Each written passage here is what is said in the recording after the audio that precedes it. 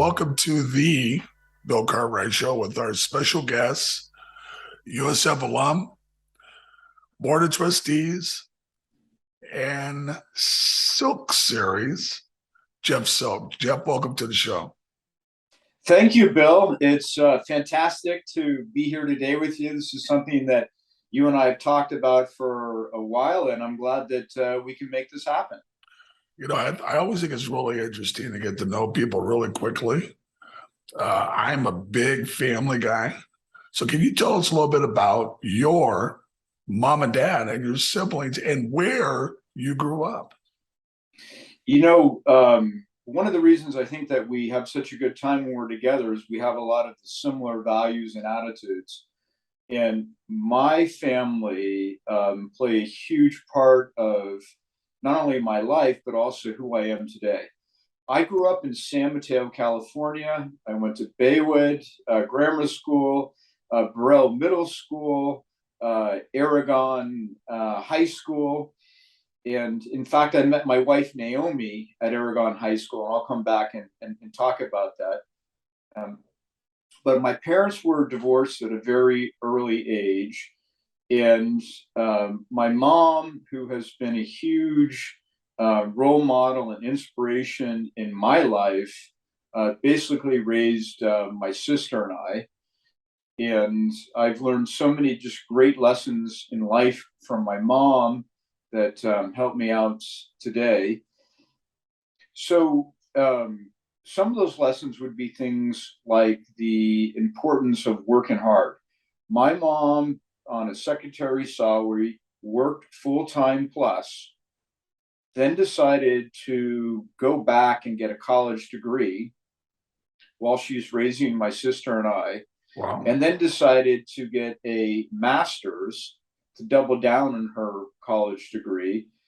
And she really taught my sister and I the importance about working hard. She taught my sister and I about the importance of education, continuing education. And, those are very, very important lessons in my life that I've taken with me. And if you think about my involvement, and we'll talk more about this, but my involvement with the University of San Francisco, that's education. That's all about continuing education. And I really appreciate my mom's guidance and influence on that. My father, who I temporarily lived with prior to college, was also a huge inspiration on my life, but for different reasons. My dad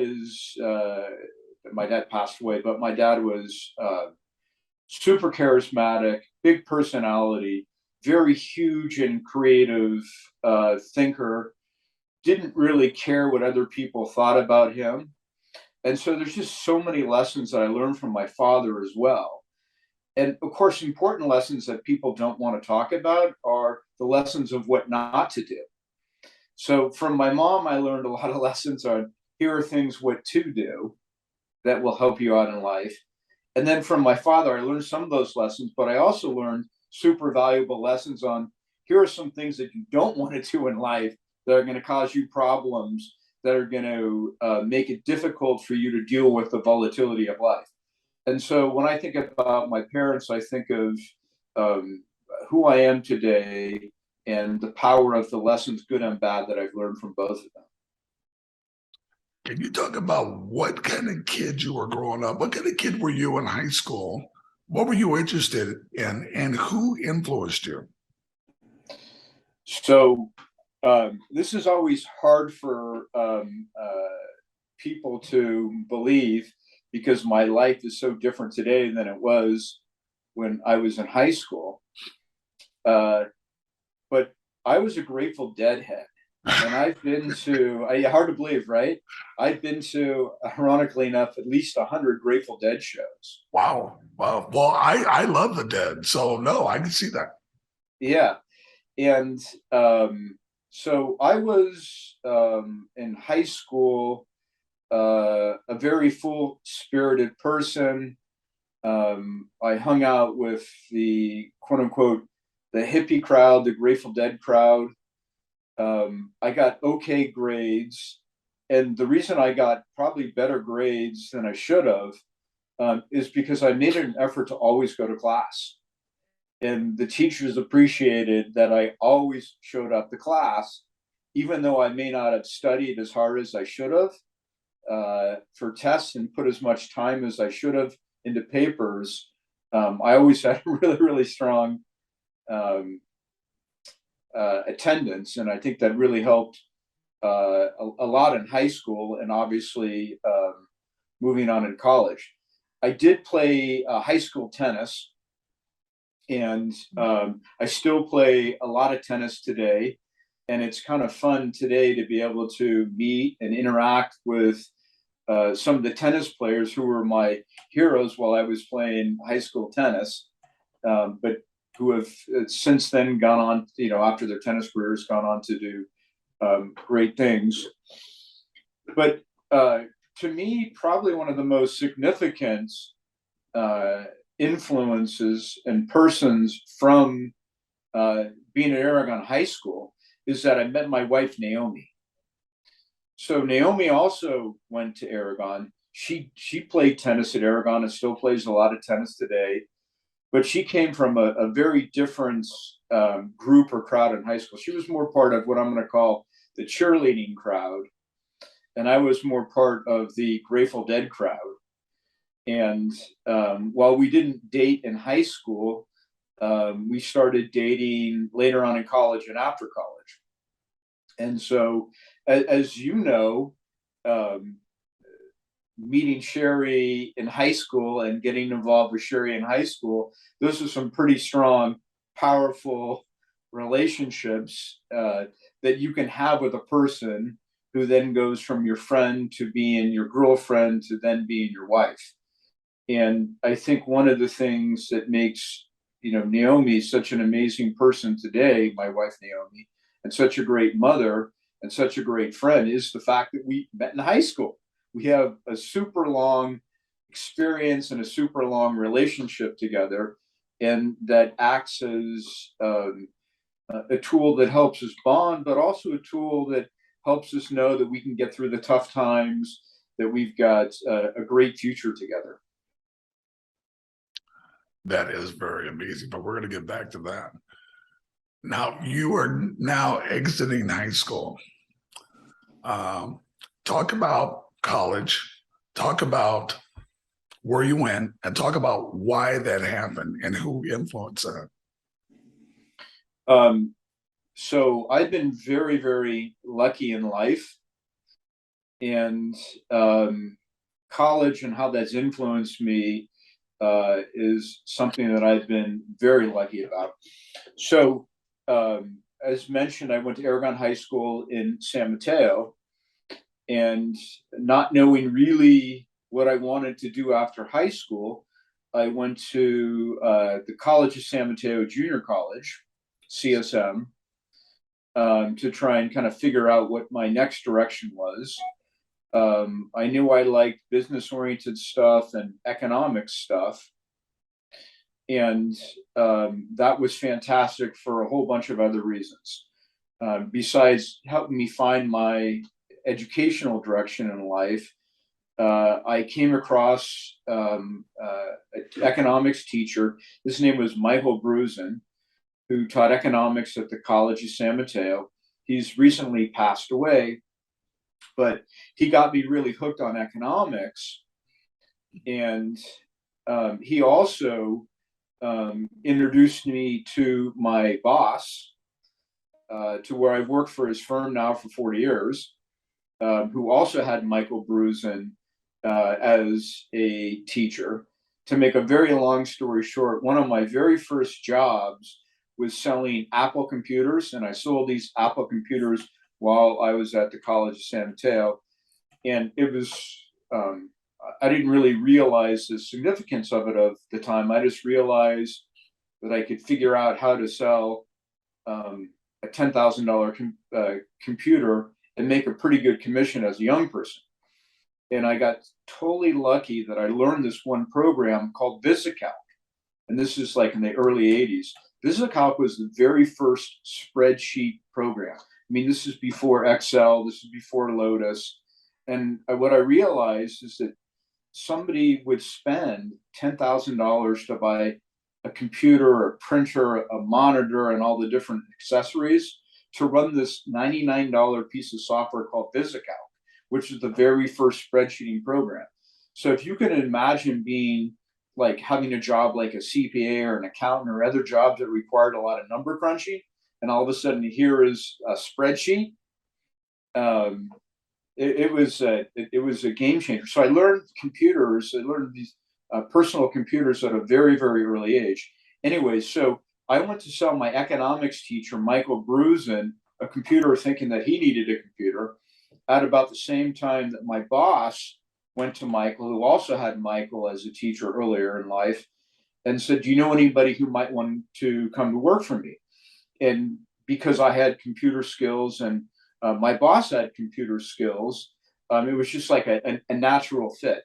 And so, as I mentioned, I've had the same job for 40 years, but it all started at the College of San Mateo, and it all started from learning how to sell Apple computers and learning the spreadsheeting program. I apologize for rambling. This is a really cool experience. You mentioned the Silk Speaker Series at the University of San Francisco, where we bring on just amazing speakers, athletes, global leaders, people who are just immediately recognized. They talk about their life lessons, they share experiences with the students.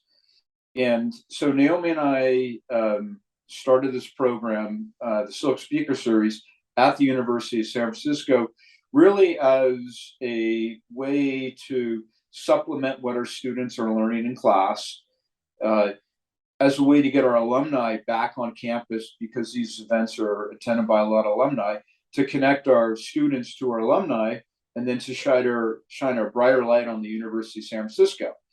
And it's worked beyond our wildest expectations. But one of the original speakers that we had come speak at USF was Steve Wozniak, who is the founder of Apple Computer.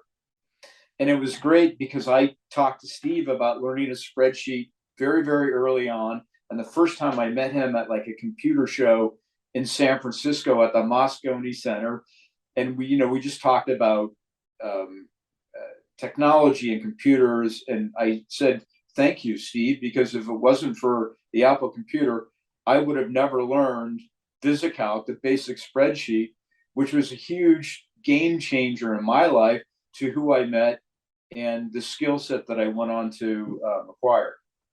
So Michael Brusen, hands down, had a huge influence on me. He taught macro and microeconomics at the University of he taught micro and macro economics at the College of San Mateo.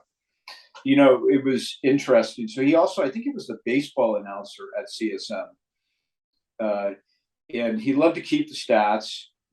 One day in the last 5 years, my daughter Abigail and I were having breakfast at Neil's Cafe in San Mateo. And there was Michael with a bunch of his buddies. And I looked over and he looked over, and we kind of looked at each other and we hugged each other. And, he was talking to his buddies about kind of my life. And anyways, it was really cool to catch up with them. And then I got all teary-eyed. And my daughter said, "Dad, this is obviously a big emotional event for you." And I said, "Well, if it wasn't for meeting Michael Brusen at the College of San Mateo, I never would have evolved to the way I have. I never would have gotten an interest in economics and business. And I would have never been introduced to my boss, which has then led to a 40-year career in the investment business." So it was big influence, to say the least. Michael Brusen. Okay. Can you talk about, you're right out of college now. Was that first job you had, was that the 40-year job? Yes. So I actually worked part-time for the same firm that I work for today while I was in college, doing various types of investment research. And of course, back then we were teeny. We were a very, very small firm with very few employees. But that's what I stayed with once I graduated from the University of San Francisco.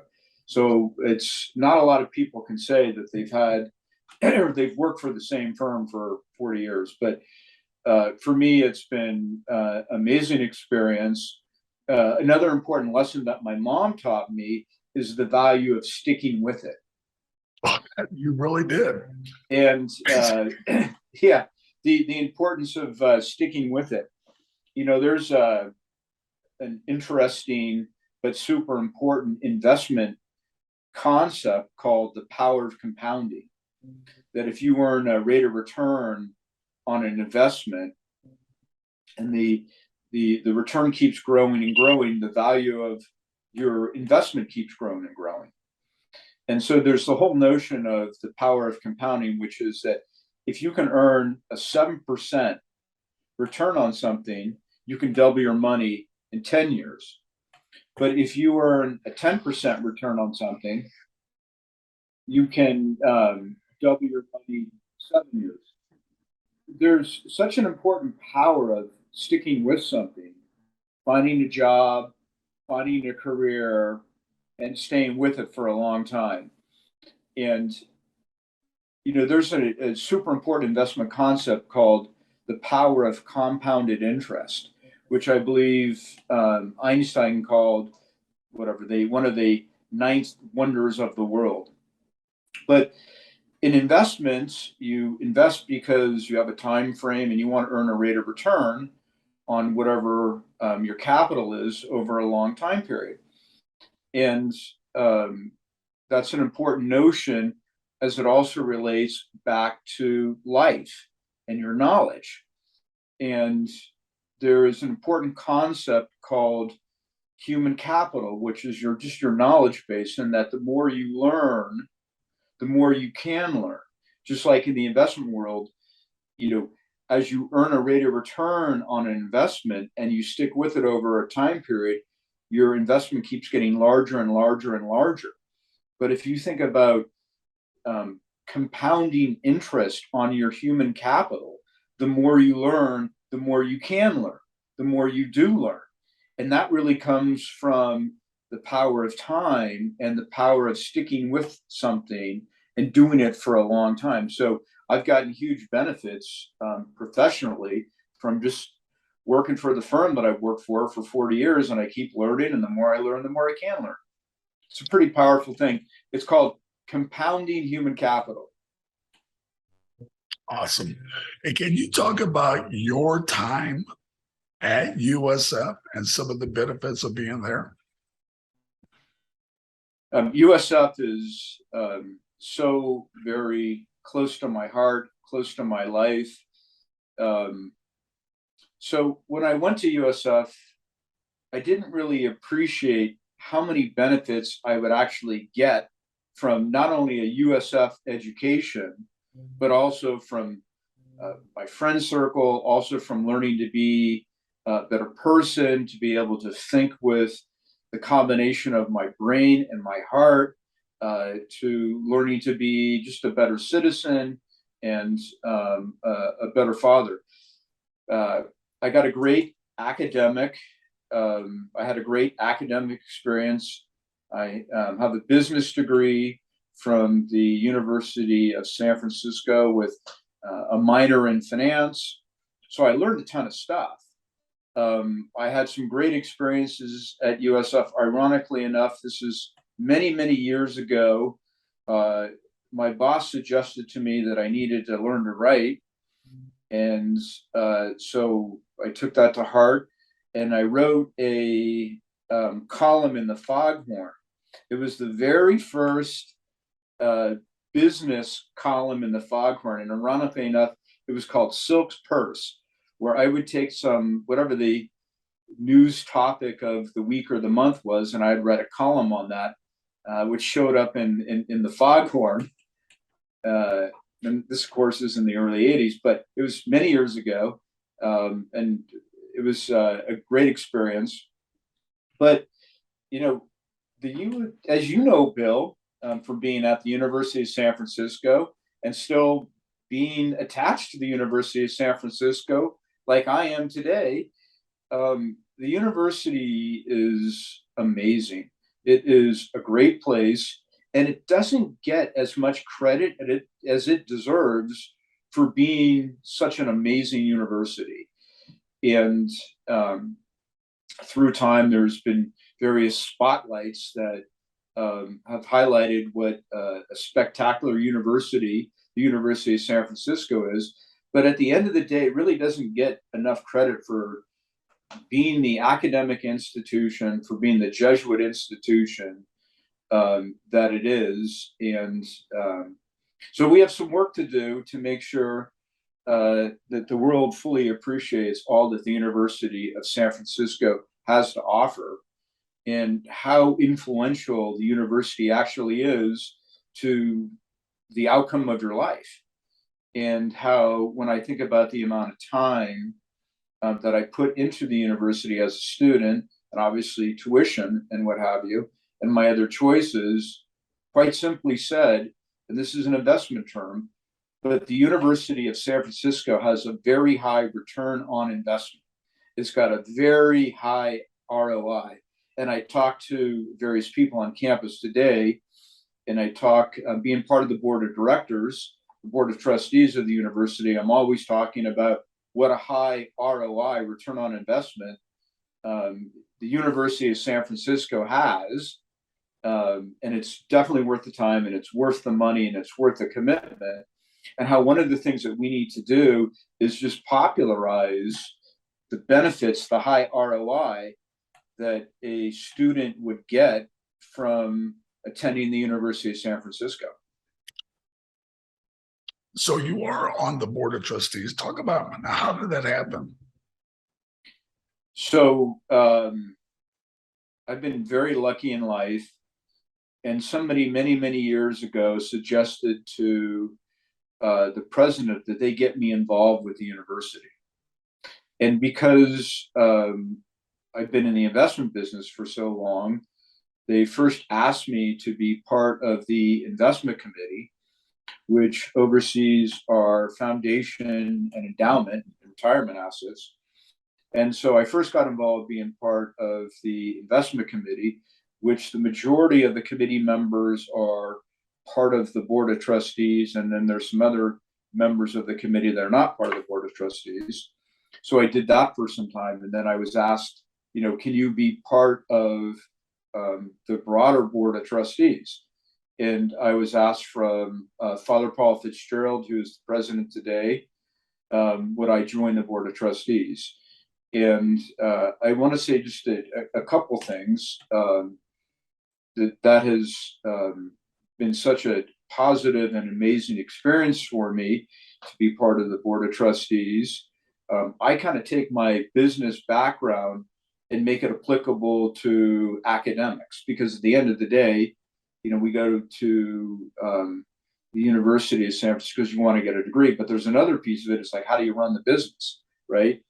And so I've taken my investment experience and my understanding of how companies run and how stocks work, and try and apply those things to the University of San Francisco, with the core focus being on the student and the student outcome.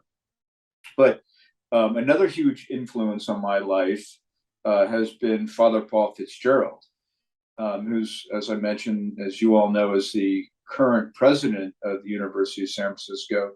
And whenever I'm with Father Paul, I just learn so many new things. It gets me to use parts of my brain, and it gets me to consider various things that are happening that I may not have thought were relevant. And it gets me to consider points of views and attitudes that I may have wanted to dismiss before, but I think are super important to be considering as you think about the world and your life and the contributions that you can make. So very clearly, for me, meeting Father Paul Fitzgerald, who's become a good friend of mine, has been just such a huge influence on my life. Let's go back to the soap series real quick, because we've had some really amazing people on there. Give me just, and that's probably unfair. Give me the two most favorite we've had on, and maybe a couple of other possibilities, people you'd like to see on the Silk series. So I don't know that I could name two. I mean, I have 3 kids and I couldn't pick my 2 favorite kids, but well, no, you can't do that. Right, exactly. But with that being said, well, you were at that event, and he's a buddy of yours from the past. You know, Erwin Johnson, Magic Johnson, was spectacular, and he had some really strong messages to deliver to our students or athletes, to some of our USF community. Janet Yellen, who back then was just coming off being the head of the Federal Reserve and who's now the Treasury Secretary. Listening to Janet talk about economics and the importance of getting in, and especially for more women to build a career in economics, I think was hugely important. A friend of mine who I've met through the Silk Speaker Series is Billie Jean King, tennis star, and my wife Naomi and I have become friendly with Billie's partner Alana and Billie, and just the important lessons of that you can do anything, that don't let people define you. And if you think about like Title IX, and you think about equal pay for women, very clearly Billie has had a huge influence in that. I mean, I could go on and on. We had your teammates, Steve Kerr, who's the current coach of the Warriors, come speak at the Silk Speaker Series. He had some super important lessons for our students, and was really led an important conversation about college athletics, and should college athletes be paid or not paid, and what would that mean to a college education, and what would that mean to a college athlete's future potential. But there's a website, the Silk Speaker Series, University of San Francisco Silk Speaker Series, and we're constantly improving the website. And we're putting together links so you can click on the speaker and hear what that particular speaker said are important lessons that a student should learn. And that's pretty cool.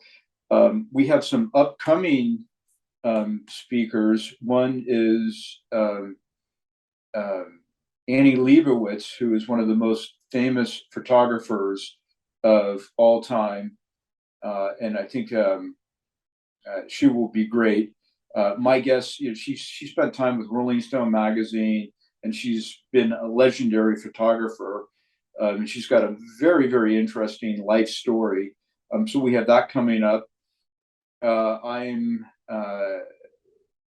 very hopeful, and I'm sure that Lindsay's mentioned this to you, that we're going to be able to get your former coach, when you were on the Bulls, Phil Jackson, to come speak at the university.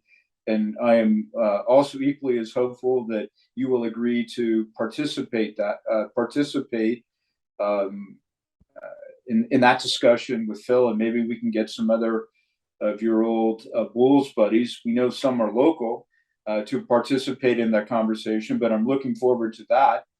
And that's coming up, and we're working hard to nail down some dates with Phil Jackson. So we've just been opportunistic, but the core is, what are the messages that these people with lots of experiences can deliver to our students that they can get some benefit from? Mhm. So we know you go to a lot of the Warriors games. Now, are you a big Warriors fan? Well, I don't know how you define big, but Big, I'm definitely a crazed. committed Warriors fan, and I'll tell you why.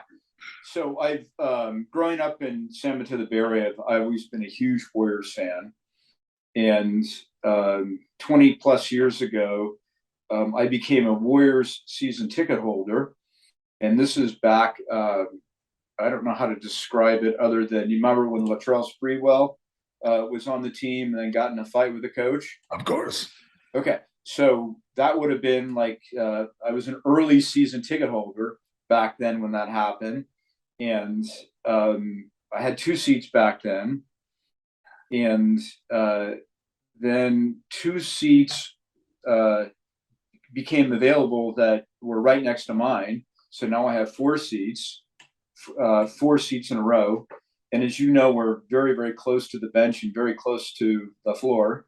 Um, and so throughout time, regardless of how the Warriors have done, we've always been season ticket holders. And to me, the NBA is one of the best entertainment events that there possibly is. I love to watch basketball.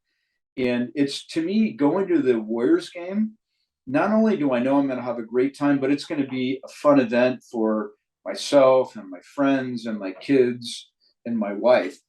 So I am a huge fan, but I'm also a very committed fan because in the early days, when you went back 20 plus years, the Warriors didn't really have the talent that they have today, and they didn't have the winning record that they've recently had. And, you know, we end the season every year with, well, we'll probably be better next year, as compared to ending the season these years with, I think we're going to win it again next year. I love the Warriors. I've got so much respect for the team, for the leadership, for the coaches, for the ownership, and it's a lot of fun to be at the Chase Center to watch a Warriors game. And it's also been a great thing too. You know, my kids are grown and out of the house, but we've had so much fun going to Warriors games together. And even though my kids are scattered around the country, they still are Warriors fans, and they look forward to coming home and being with mom and dad and going to a Warriors game. So go Dubs. You know, you did say this earlier. That you and I are similar because we ended up marrying the same gal from high school. Actually, with me, it's from junior high school, which we really met each other seventh grade, which is scary enough. Talk about when you actually got back together, you and Naomi, and talk about the roles that you had. I mean, you went to work, and Naomi was at home with some serious work of herself. Yeah. So